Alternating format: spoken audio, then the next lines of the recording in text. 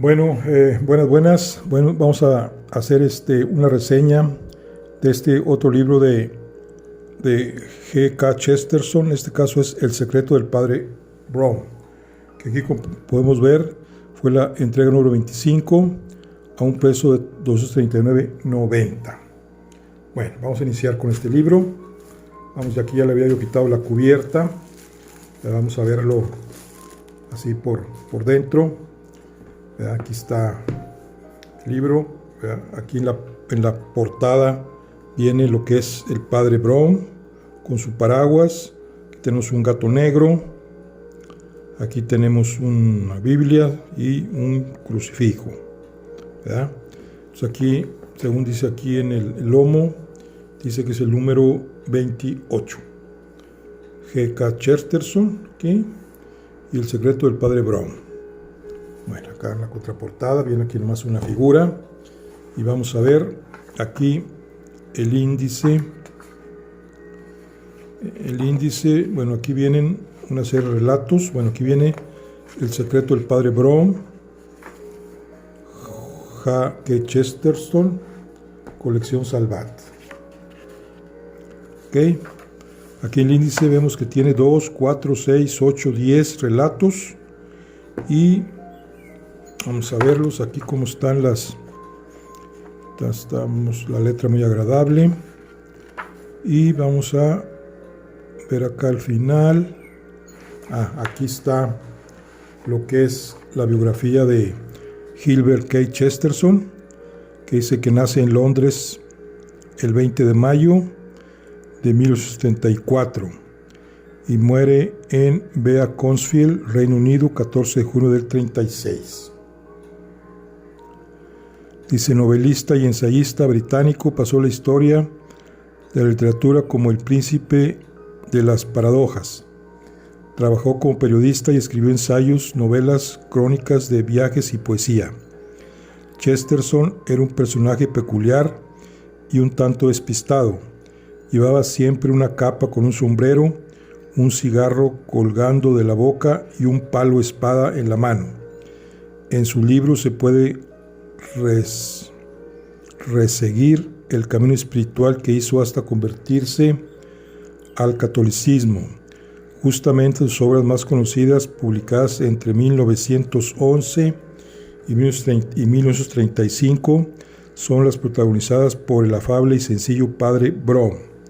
Se trata de un detective y sacerdote algo descuidado, capaz de convertir lo irracional en racional, resolviendo los misterios que aparecen ante sus ojos.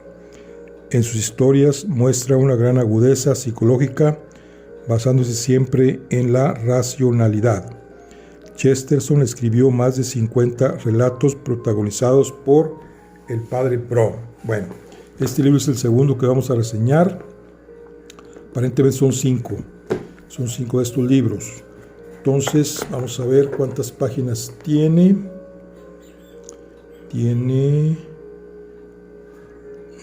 Más estas, 192 páginas. Muy bien. Bueno, vamos a leer un fragmento de cada relato para ver más o menos saber de qué se trata. El primer relato dice que es El secreto del padre Brown.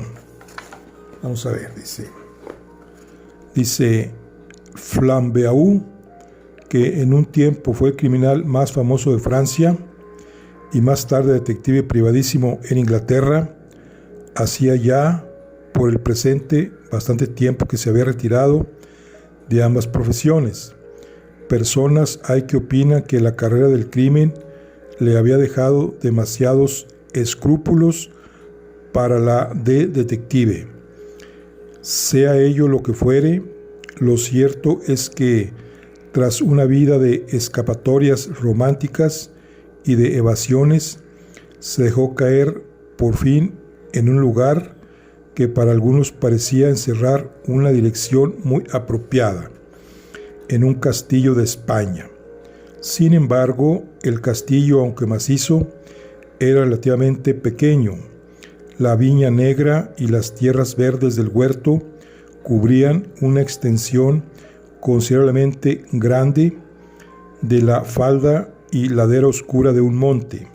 Flambeau, después de tantas aventuras de violencia, poseía aún aquello que es patrimonio de tantos latinos y que es fatal, por ejemplo, a tantos americanos: la energía para retirarse.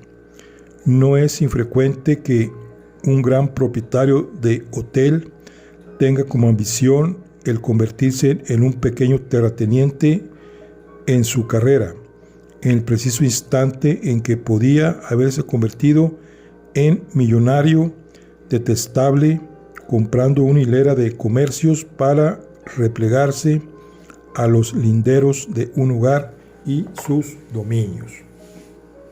Bueno, ese es el primer relato, que tiene su separador. Bueno, ese es el secreto del padre Brown, etcétera, etcétera, etcétera. Aquí está donde, aquí Flambeau se retira. El otro, el número 2, es El espejo del magistrado, página 17. Vamos a ver qué nos dice El espejo del magistrado. Dice: James Bagshot y Wilfred Underhill eran viejos amigos y sentían gran placer paseando de noche por las calles, hablando ininterrumpidamente, mientras daban vuelta tras vuelta a las esquinas del silencioso laberinto, sin vida aparente, del gran suburbio por ellos habitado. El primero era un hombre optimista, corpulento y moreno, con una raya negra por bigote, y cuya profesión era la de policía detective.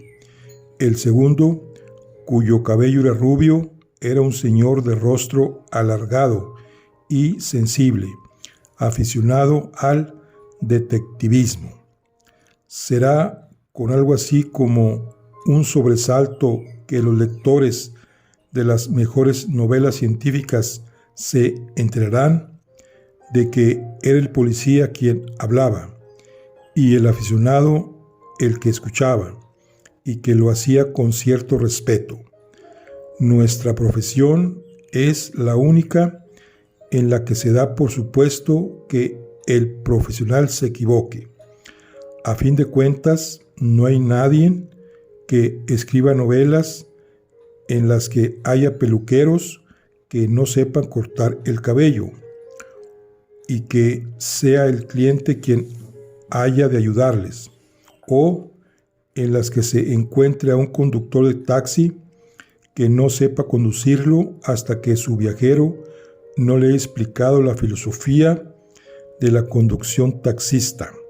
A pesar de todo, yo no negaría que frecuentemente tenemos la tendencia de meternos en una red, o en otras palabras, que gozamos de la, etcétera, etcétera, etcétera. Bueno, este es El espejo del magistrado. Dos amigos charlando. Vamos a ver el siguiente, que es La luna roja de Meru, página 39. La luna roja de Meru, página 39. Dice: todo el mundo coincidió en que la feria celebrada en la abadía de Malwood, con el gracioso beneplácito de Lady Monteagle, resultó un éxito. Había tiovivos, columpios y tómbolas que divirtieron mucho a la gente. También diría que había mucha caridad, motivo loable de la fiesta. Si alguno me hubiese podido decir en qué consistía eso. De todos modos, a nosotros solo nos interesan algunos de los personajes de la feria, y en especial 3 de ellos, una dama y 2 caballeros que en aquellos momentos paseaban por entre 2 de las barracas más importantes, sosteniendo una gran discusión en voz alta. La barraca o tienda que tenían a su derecha pertenecía al maestro de la montaña, el renombrado adivino de la fortuna por medio de prismas de cristal, y de la quiromancia.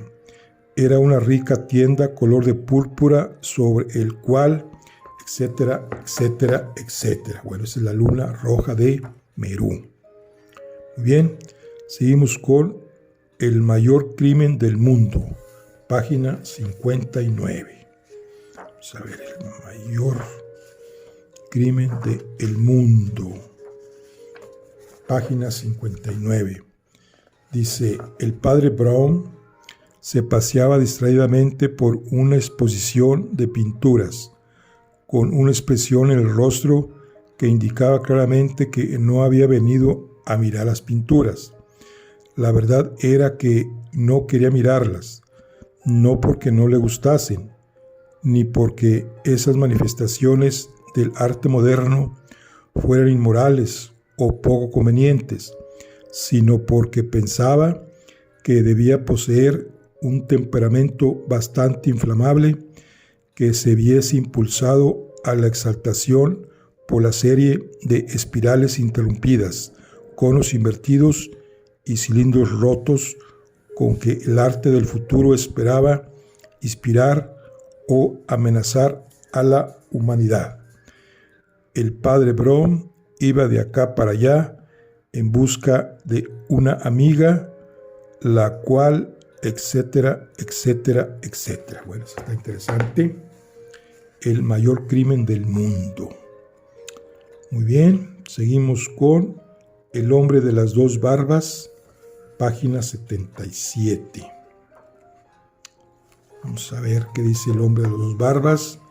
Dice, esta historia fue explicada por el padre Brown al profesor Craig, célebre criminalista, en un club donde habían sido presentados después de comer bajo la pretensión de que compartían idéntico interés inofensivo por asesinatos y robos. Pero como la versión dada por el padre Brown era un tanto tendenciosa por cuando disminuía su intervención, vamos a relatarla de nuevo y de una manera más imparcial. Surgió el relato a raíz de una discusión amistosa en la que el profesor se mostraba muy científico y el sacerdote un tanto escéptico. Mi buen señor, replicó el criminalista, pero ¿no cree usted que la criminología es una ciencia? No estoy del todo seguro, contestó el padre Brown. ¿Cree usted por su parte que la agiología es una ciencia? ¿Qué es eso?, preguntó el erudito con viveza. No, no es el estudio de los desocupados, ni tampoco tiene nada que ver con las brujas, contestó el padre Brown sonriendo. Es el estudio de las cosas, etcétera, etcétera, etcétera. Este está muy interesante. El hombre de las dos barbas. Seguimos con La actriz y su doble, página 99. Dice, La actriz y su doble. El señor Mundón Vanderville, el empresario de teatro, andaba deprisa por entre los corredores traseros del escenario, mejor dicho, debajo del mismo. Su traje era elegante y festivo, quizá un poco demasiado festivo. La flor de su ojal era festiva, el mismo brillo de sus zapatos era festivo, pero su rostro no lo era en absoluto.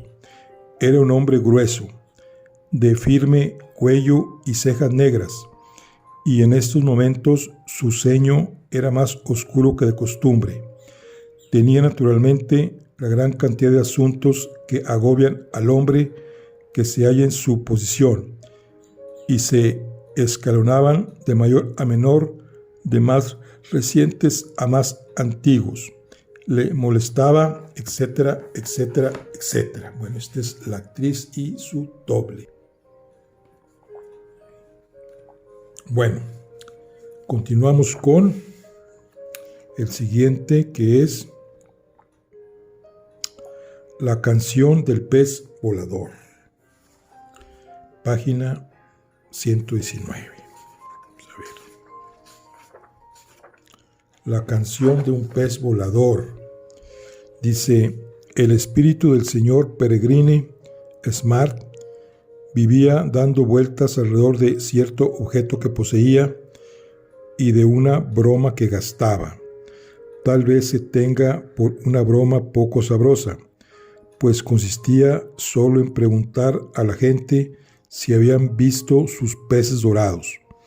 Tal vez se le tenga también por una broma cara y sin embargo, cabe preguntarse si no le atraía más la broma que gastaba que el valor del objeto que poseía.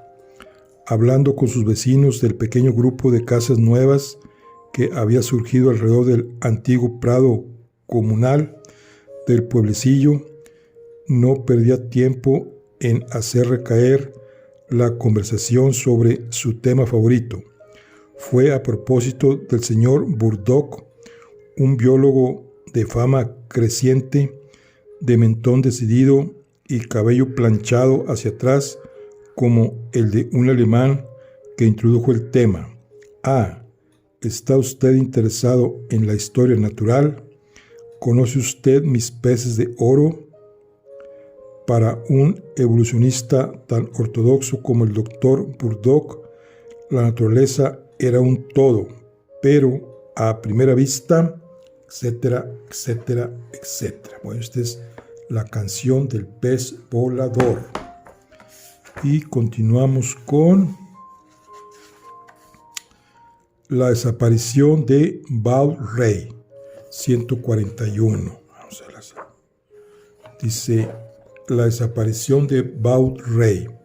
Sir Arthur Baud Rey, vestido con un traje de verano gris claro y tocándose con un sombrero blanco que estaba en atrevido contraste con aquel, caminaba ligero a lo largo del pequeño grupo de casas que más bien se podía calificar de edificios supletorios de la suya propia.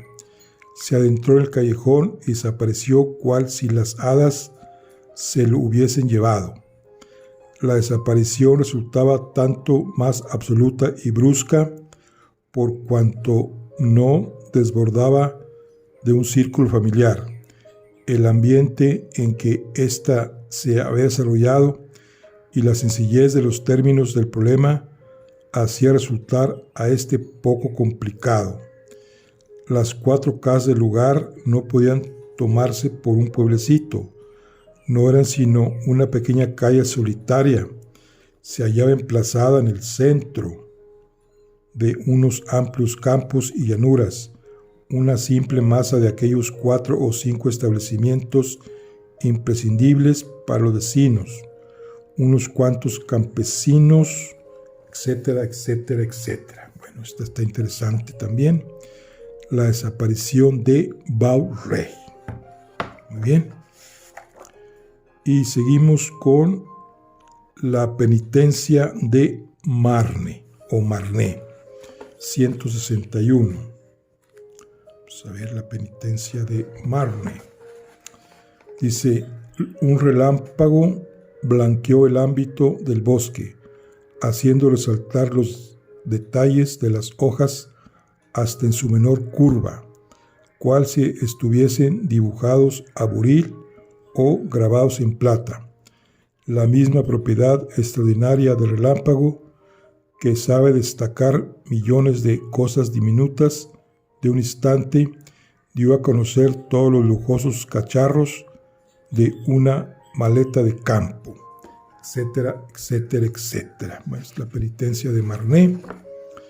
Y nuestro último relato es el secreto ahora de Flambeau. Acá el primero es el secreto del padre Brown, ahora vamos el secreto de Flambeau, 185. Vamos a ver qué secreto nos trae. Dice: la clase de asesinatos en que asumí yo el papel de asesino, acabó el padre Brown dejando el vaso de vino sobre la mesa. La cinta roja de escenas criminales acaba de pasar por delante de él. Es cierto, dijo, volviendo a tomar la palabra tras una breve pausa.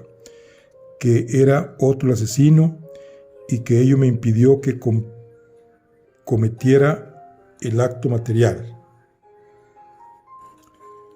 Yo venía a ser como un segundo actor, siempre dispuesto a actuar en su lugar. Por lo menos he considerado como un deber mío conocer el papel con todos sus pormenores. Lo que quiero decir es que cuando intentaba imaginar el estado mental en que tales actos podían realizarse, comprobaba que yo mismo hubiera sido capaz de hacerlo bajo ciertas condiciones mentales, solo bajo aquellas que no son en general las que parecen más propicias, y entonces, claro está, comprendía quién había realizado la acción, y esta persona en general no era la que parecía más indicada, etcétera, etcétera, etcétera. Bueno, ese es el último, El secreto de Flaum, página 185. Bueno, aquí están los 10 relatos de Chesterton en su libro El secreto del padre Brown. Muy interesante el libro. Aquí concluimos la charla del día de hoy. Nos vemos en la siguiente. Hasta luego.